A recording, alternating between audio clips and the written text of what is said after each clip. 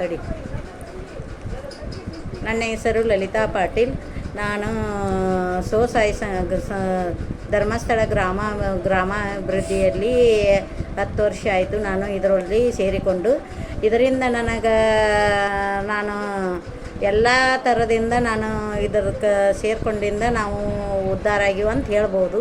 ನಾನು ಧರ್ಮಸ್ಥಳ ವೀರೇಂದ್ರ ಹೆಗಡೆ ಅವರ ಪುಣ್ಯದಿಂದ ಅವ್ರನ್ನ ಮನದಲ್ಲಿ ಮರೆಸ್ಕೋರ್ಸಂತ ಅವರು ಮಾಡಿದ ಪುಣ್ಯವು ನಮಗೆ ಭಾಳ ಐತಿ.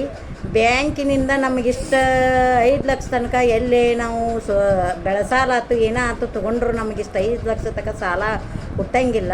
ಹುಟ್ಟಿದ್ರು ನಾವು SBI ಬ್ಯಾಂಕಿನಿಂದ ನಮಗೆ ಎಲ್ಲ ಮಹಿಳೆಯರಿಗೂ ಸಾಲವನ್ನು ಒದಗಿಸಿಕೊಟ್ಟು ನಮಗೆ ಬ್ಯಾಂಕಿನ ಥ್ರೂ ಅಲ್ಲಿ ಏನೋ ಆಗಲಿ ನಮಗೆ ಕಡಿಮೆ ದರದಲ್ಲಿ ಬಡ್ಡಿಯನ್ನು ಕೊಟ್ಟು ನಮಗೆ ಸ್ವಸಹಾಯ ಸಂಘಕ್ಕೆ ಎಲ್ಲ ಥರದಿಂದ ಹೆಲ್ಪ್ ಮಾಡಿ ಎಲ್ಲ ಮಹಿಳೆಯರು ಉದ್ಧಾರ ಆಗಬೇಕಂದ್ರೆ ನಮಗೆ ಹೇಳಬೇಕಂದ್ರೆ ಧರ್ಮಸ್ಥಳ ಗ್ರಾಮಾಭಿವೃದ್ಧಿಯಲ್ಲಿ ಸೇರಿಕೊಂಡು ನಾವು ಮಹಿಳೆಯರು ಎಲ್ಲರೂ ಉದ್ಧಾರ ಆಗಿವೆ ಅಂತ ಅರ್ಥ ಮಾಡ್ಕೊಳ್ಬೇಕು. ಅದರಿಂದ ನಾವು ಸಾಲ ಪಡ್ಕೊಂಡು ಕಡಿಮೆ ಬಡ್ಡಿ ದರದಲ್ಲಿ ನಮಗೆ ಇಷ್ಟು ಸಹಾಯ ಮಾಡ್ತಾರಂದ್ರೆ ನಮಗೆ ಯಾರೂ ಮಾಡೋದಿಲ್ಲ. ನಾವು 3 ಬಡ್ಡಿ ಆಗಲಿ ಏನಾಗಲಿ ಪಡೆದುಕೊಂಡ್ರೂ ನಮಗೆ ಕಷ್ಟ ಅಂತ ಹೇಳ್ಬೋದು.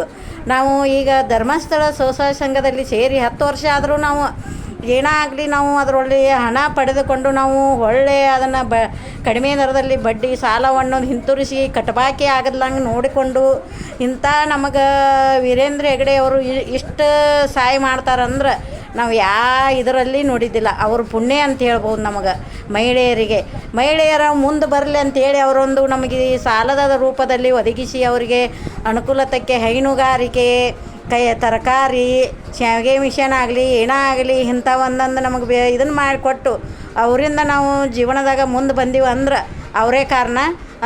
ಧರ್ಮಸ್ಥಳ ಗ್ರಾಮಾಭಿವೃದ್ಧಿಯಲ್ಲಿ ಸೇರಿಕೊಂಡು ನಾವು ಇಷ್ಟೆಲ್ಲ ಪಡೆದುಕೊಂಡು ಇದನ್ನು ಮಾಡ್ತೀವಿ ಅಂದ್ರೆ ವೀರೇಂದ್ರ ಹೆಗಡೆ ಅವರು ನಮಗೆ ಕಾರಣ, ಅವರ ಪುಣ್ಯ ಅಂತ ಹೇಳ್ಬೋದು.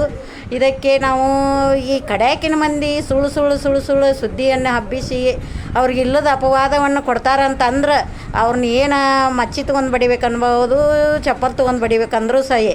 ಅವ್ರಿಗೆ ಇಂಥ ಗುರುಗಳು ನಮಗೆ ಎಲ್ಲಿ ಸಿಗ್ತಾರಂತ ನಾವು ಕೈ ಮುಗಿಕೊಂಡು ಹೋದ್ರೂ ನಮಗೆ ಸಿಗಂಗಿಲ್ಲ. ನಾವು ರಾತ್ರಿ ಮನ್ಕೋ ಟೈಮ್ದಾಗ ಅವ್ರನ್ನ ನೆನೆಸಿ ಮನ್ಕೊಂಡ್ರೂ ಸಹ ನಮಗೆ ಪುಣ್ಯ ದೊರಕ್ತೈತಿ.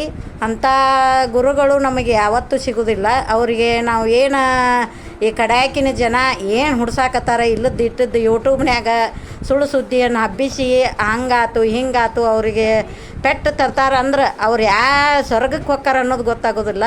ಅವರಿಂದ ನಾವು ಏನೋ ಆಗಲಿ ನಾವು ಅವ್ರದ್ದು ಜೀವನದಾಗ ಉದ್ಧಾರ ಆಗ್ಬೇಕಂದ್ರೆ ಧರ್ಮಸ್ಥಳ ಗ್ರಾಮಾಭಿವೃದ್ಧಿಯಲ್ಲಿ ನಾವು ಉದ್ಧಾರ ಆಗಿವೆ ಅಂತ ಅರ್ಥ. ಅದಕ್ಕೆ ನಾವು ಇಷ್ಟು ಹೇಳಿ ನನ್ನ ಅನಿಸಿಕೆಯನ್ನು ಮುಗಿಸುತ್ತೇನೆ.